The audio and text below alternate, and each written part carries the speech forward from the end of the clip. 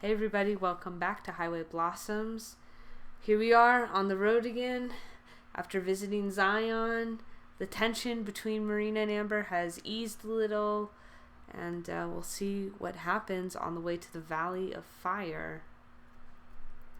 The engine dies. I can still hear the power buzzing before it surges down, leaving us with the ambiance of the settling motorhome. We're here. Not a lot of cars here, huh? Guess the rest of the world just hasn't caught up yet. That won't last for long. Any day now, people will figure out it's here, and an army of would-be treasure hunters will be swarming this place, drooling at the chance to find gold. The last of the gold. There's a fluttering in my chest, and I tighten my grip on the wheel. It's the end of our adventure. I bet our names have spread across the land and struck fear into the hearts of our rivals, giving them no other chance but to call it quits. Yeah, or maybe someone already came through here and found the treasure. What? Don't say something scary like that. Still wrapped around the wheel, my clammy hands start shaking. Marina takes notice, looking over with sympathetic eyes. Hey. She takes her hand and gently places it on top of mine, giving it a reassuring squeeze. I let both fall into my lap. She's warm. We're doing this together, okay? The flutters tickle the inside of my chest until I can't help smiling. Right, let's do this. Regretfully, I force out a nod and pull my hand out from Marina's. It feels wrong, like throwing away a precious gift. Reaching into the console, I retrieve the journal for what may be the last time. It's well loved, a bent spine, wrinkled pages, and folded corners on the flimsy paper cover. Looking back, it's been getting roughed up since the moment we got it. Ever since that weird station attendant, Marina have it for free. That is a weird sentence. Okay, I got it. Ever since that weird station attendant let Marina have it for free way back at the Traveler's store. Hard to believe this cheap thing was the roadmap to something so valuable. Taking a deep breath, I skim over the final entry. After several days of travel, I believe I have finally arrived at my first destination. It is well known I have an astute eye for locations. After all, this is how I found my precious bounty, so it's no mistake that I easily found the perfect hiding place within this valley. I arrived on horseback at the blistering peak of noon. Looking for shelter from the coming night, I began noticing something different, something distinct. Crimson, all of it. Shades lighter than pink and darker than blood. The colors stained it all, from giant unmovable stones to the tiniest grains of sand. It was as if the land had absorbed the sun's heat and reflected it outwards. Even at sunset, the cave I settled in emanated a bright red glow that speckled out from its opening. That night, as I laid on the ground watching the flames of my fire shoot up to the cave's roof, I wondered if there were more places like this out in this unsettled land. During my travels on the trail, I was too preoccupied with preparations to observe the world around me. But now that I have achieved success, maybe I shall. It would be a shame if my superb observational skills went to waste. Windstone Arch. It's probably the vaguest entry so far, but I can feel it. It has to be there. I slap the journal shut and lay it rest in the center console, right next to all the cassette tapes. Marina and I look at each other, now sharing the same piercing determination. All right, let's get this show on the road.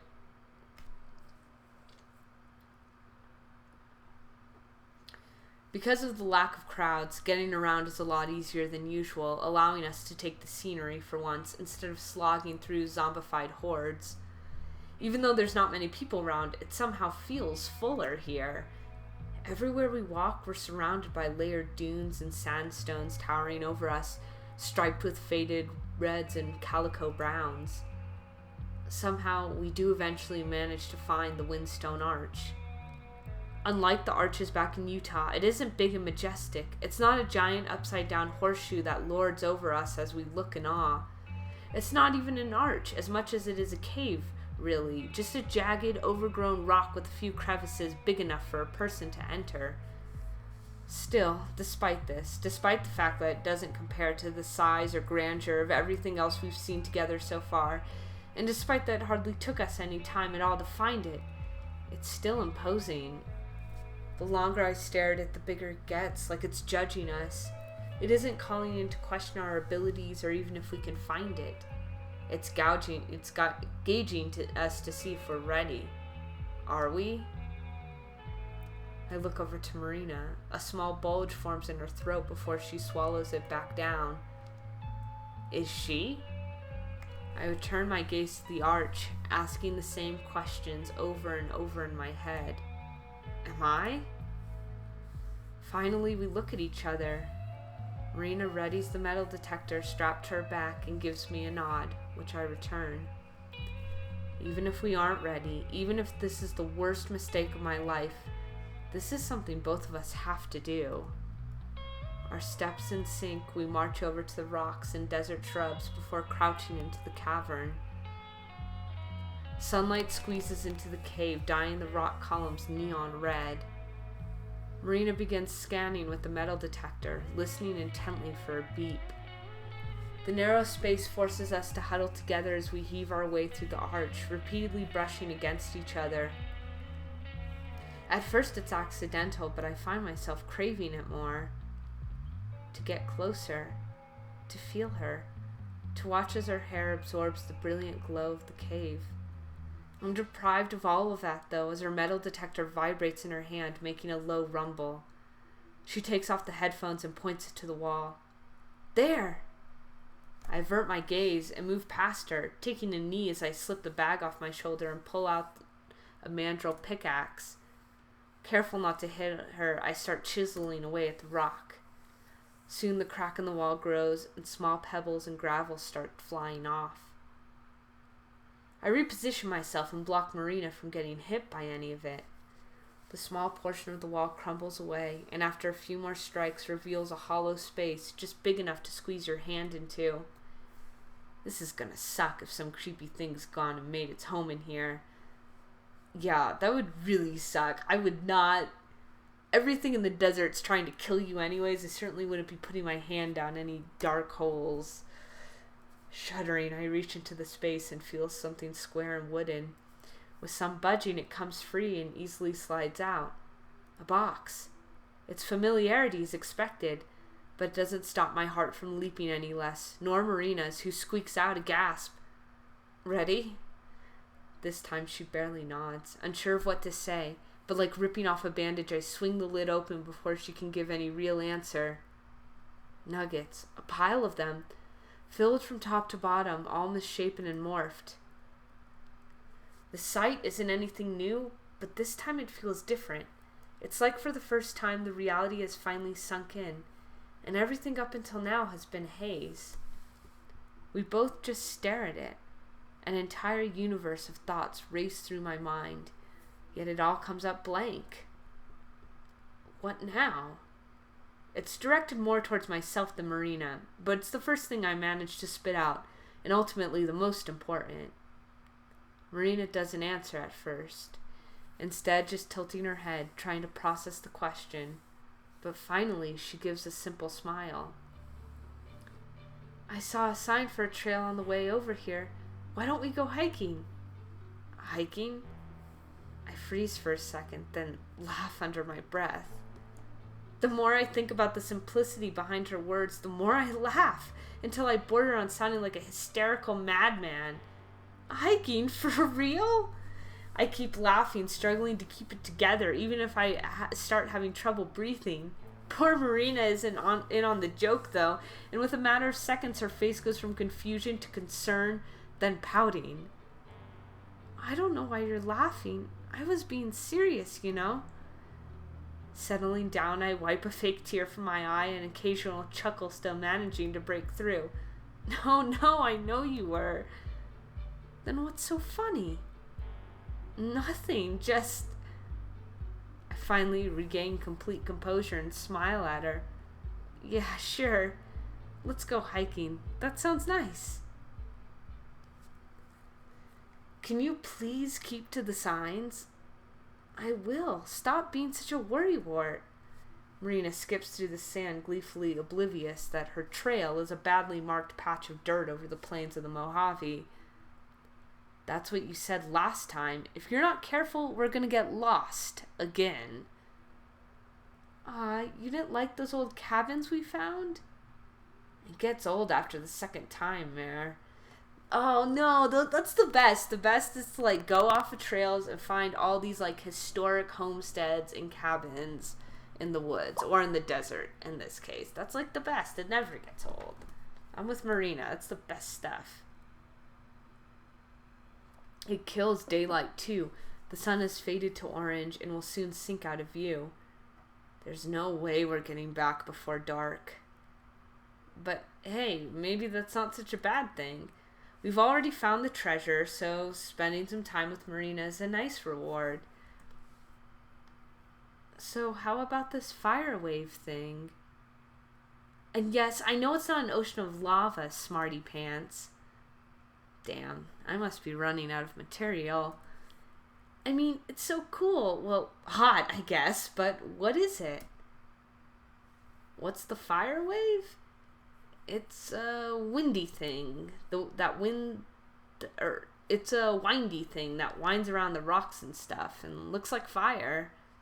At least I think that's what it was. Oh. A devilish grin slinks onto Marina's face and she attaches herself to me like Velcro, nudging my shoulders. You don't know what it is either, do you? What? Do so? Her grin grows until I force myself to look away. She's not gonna get the satisfaction. I've seen pictures. Oh, you've seen pictures. What sort of pictures? You know, the picture-y kind. I can just feel her reveling in this. For the first time, she's got me playing right into her hands. Oh, shut up. I feel a slap against my wrist, then a tug. Looking down, I see Marina's bright dimples shining through her round cheeks. Why don't we find out together? I'm stunned. It's a position we've been in before, but it's supposed to be the other way around. I'm always pulling her. That's my job. But now it's her smooth fingers locked around my wrist. Her fingernails grazing above my skin. The realization doesn't even have time to sink in before she propels herself forward with me in tow. Hey, wait, hold on! I kick up sand and grits as I'm practically dragged along by Marina, who meets with my yelps with silence. Then she halts as quickly as she took off, leaving me to shoot forward and stumble to a stop. You could have at least warned me before you... I go silent. Marina does too. The fire wave. Swirling ribbons of red wrap around the hillside and stretch out to the horizon. The setting sun casts lights and shadows across the ground and sky, shading it with all intense golds, pinks, and purples. As the sky dims, a shred of stray light passes over the shade and shines directly on us. Directly on Marina. She stares on, silent. I can feel every glint of emotion coming from her. Every breath taken away. Every raw feeling that builds up inside her, only to be choked back down. All of it. I glance between her and the scene stretched out before us. The pockets of sky with their deep, vivid colors are beautiful, but the choice is easy. I fixate on Marina. Her clear, sweet blue eyes. Her cute, round cheeks. Her lips as they quiver ever so slightly. Laying a hand on her shoulder, I turn her towards me and softly touch her cheek. Her mouth slips open with a faint gasp, but all it takes is a gentle stroke of her face for that uncertainty to be wiped away. Marina holds my gaze. My eyes relax and I step closer so I can feel the warmth of her body against mine. Then I lean in and press my lips to hers. So soft. I keep myself pressed against her, letting my lips move with the natural flow. But she doesn't press back.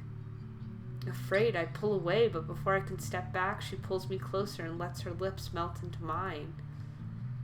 I let the pattern take control. Our mouths move inside each other, full of tender caution as we ease in. We repeat the process infinitely.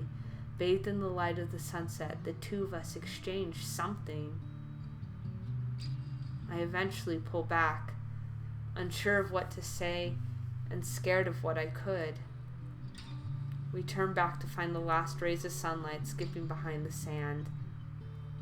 Something brushes against my hand, tickling for a moment before intertwining between my fingers.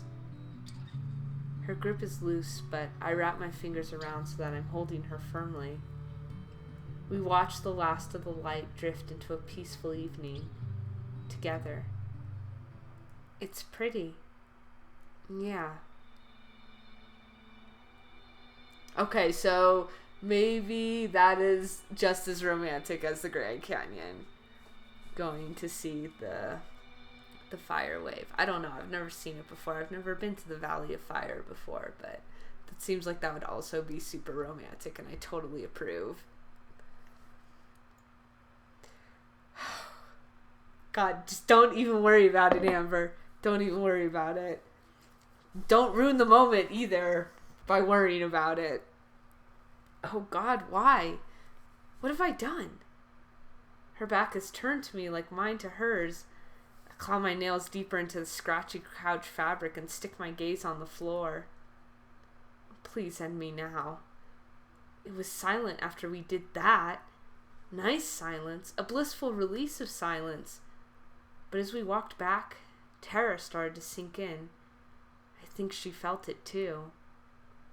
I listened to the buzz of the generator and stared at a patch of artificial light on the wall. Stupid little box making fun of me, I swear. So what now?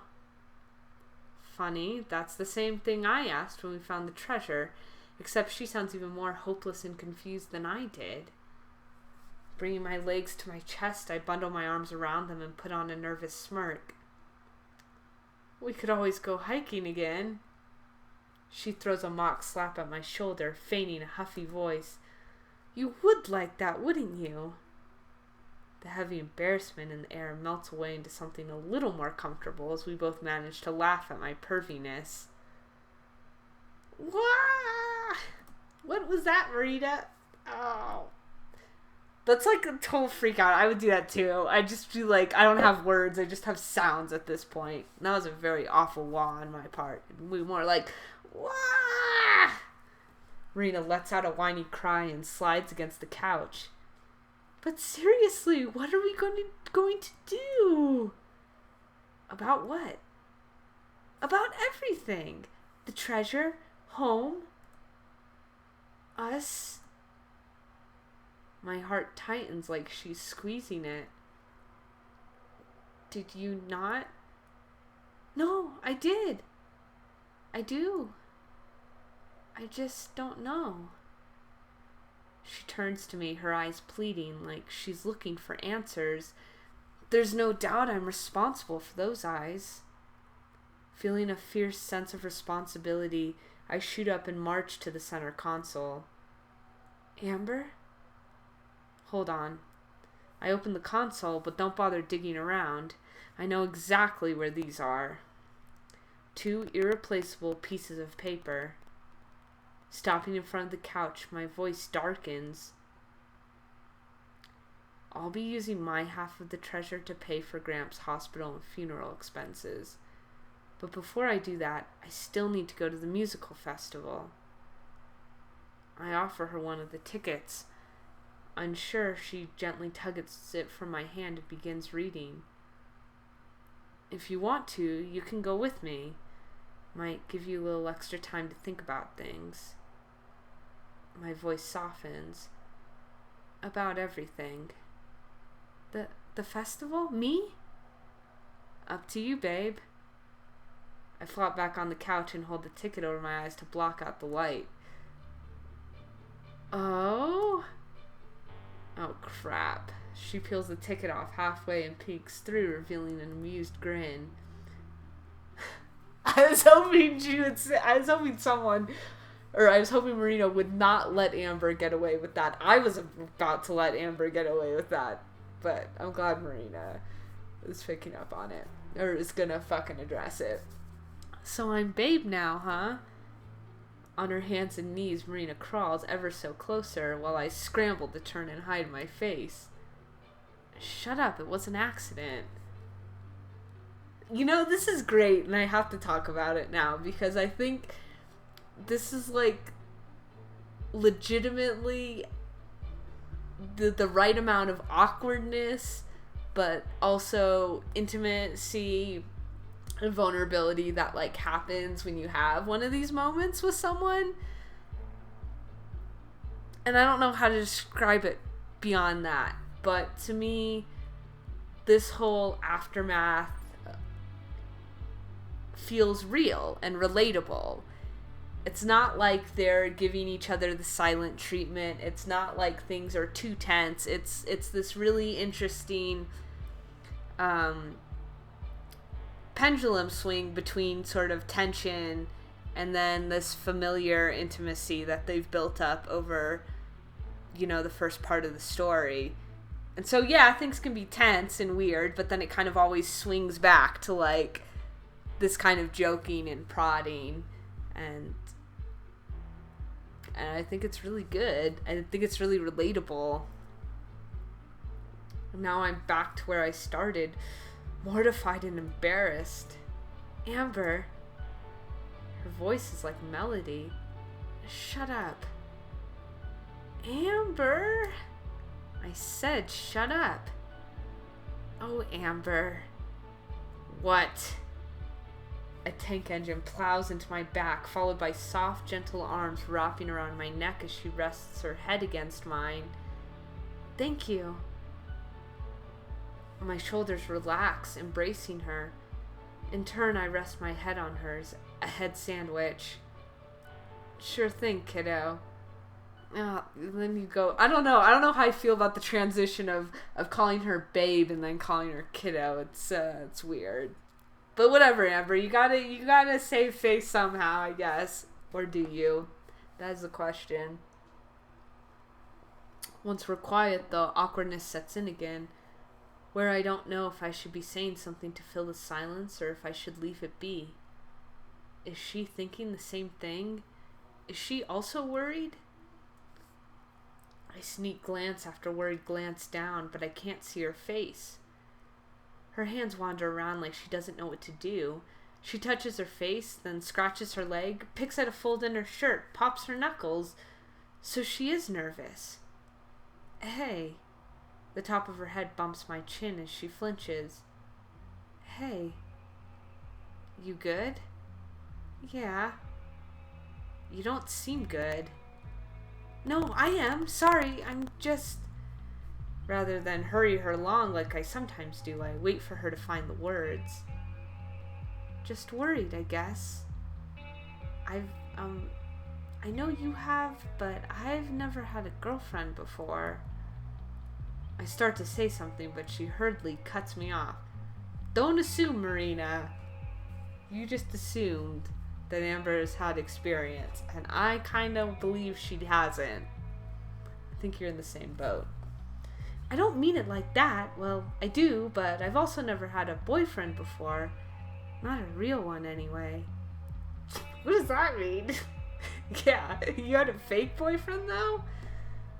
Barely. Like, in middle school. There was this guy who asked if I'd be his girlfriend, and I said okay, but then the next day he said his mom told him he wasn't allowed to have a girlfriend, so we broke up. That's like all middle school relationships, and high school relationships. I feel like most of the time, when you're that age, you have these quote-unquote relationships with people, but they don't come with, like, any of the real responsibility of a relationship. It's just like, oh, I hold hands with this girl when I walk to class, so she's my girlfriend.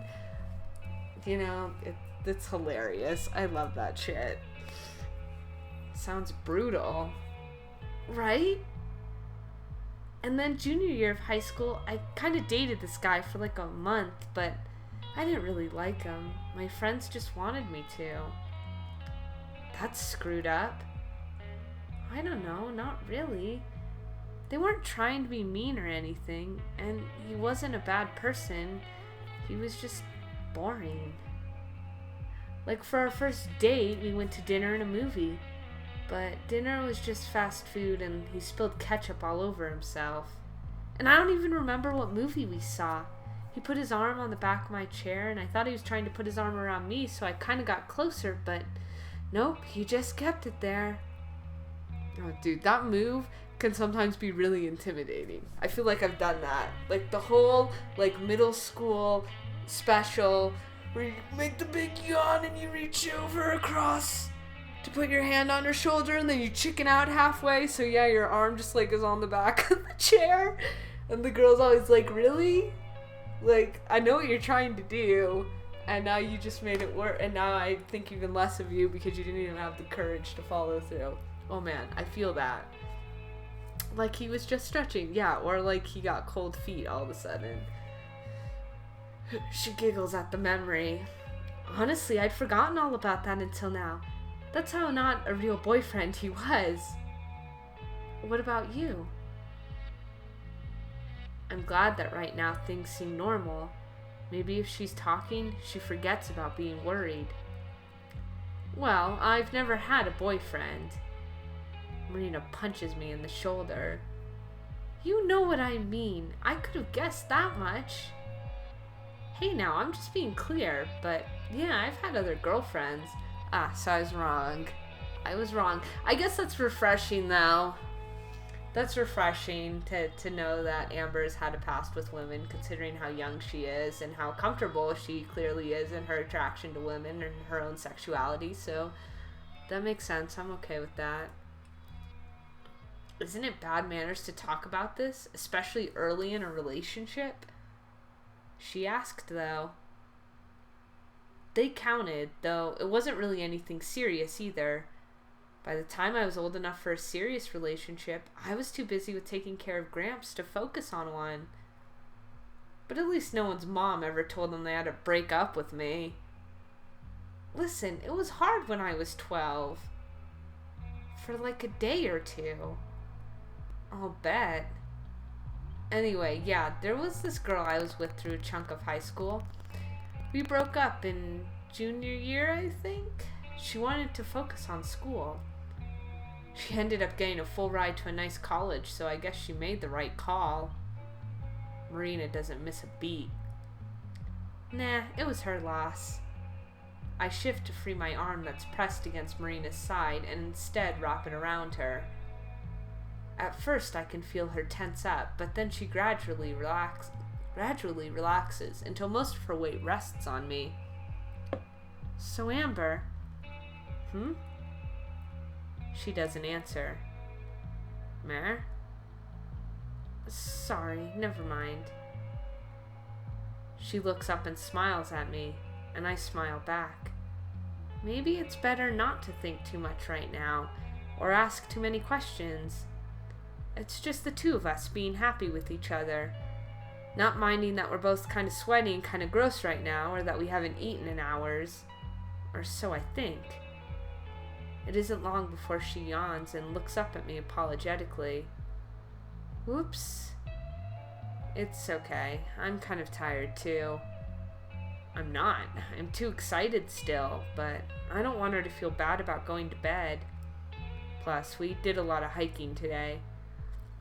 I unwind my arm from around her and switch which hand holds hers so that we can stand up. She's fidgety again, shifting her weight from foot to foot. Well, I guess it'll take some getting used to, for both of us. I let go of her hand. It falls limply back to her side like she lost control of it. Looking me in the eye, I can tell she's waiting for me to do or say something. I take a step towards her, closing the short distance between us. Well, good night. And then I lean in and kiss her again. Wow, Amber. That didn't take you too long to get over your awkwardness from the last kiss. Briefly, enough that she doesn't even really have time to react before I pull away. She blinks twice, then rubs her lips and smiles. Good night. She walks backwards away from me, still smiling, and I'm grinning like an idiot too, of course. I'm tempted, so tempted to invite her to sleep in my bed, just to be close to her still. But I don't, since she's still nervous and unsure. I don't want to make it harder for her. I lick my lips as I go to turn off the lights, still tasting the sweetness of her on them. As I climb into bed, listening for the sounds of her breathing, I don't expect to get much sleep of my own tonight. Oh man. So this is really interesting because we still clearly have more of this game to go through and more of this story to progress through. And we're starting the development of this relationship in at this moment. So and I guess my point is that Amber and Marina are going to start to develop this relationship now in the process of the story, in sort of the progress of the story, instead of like having it be, oh, end of the story, now they're going to hook up and we're not going to get to see them sort of grow together, which I'm excited about, and we will see that next time. Anyways, thanks for watching, like always, and take care.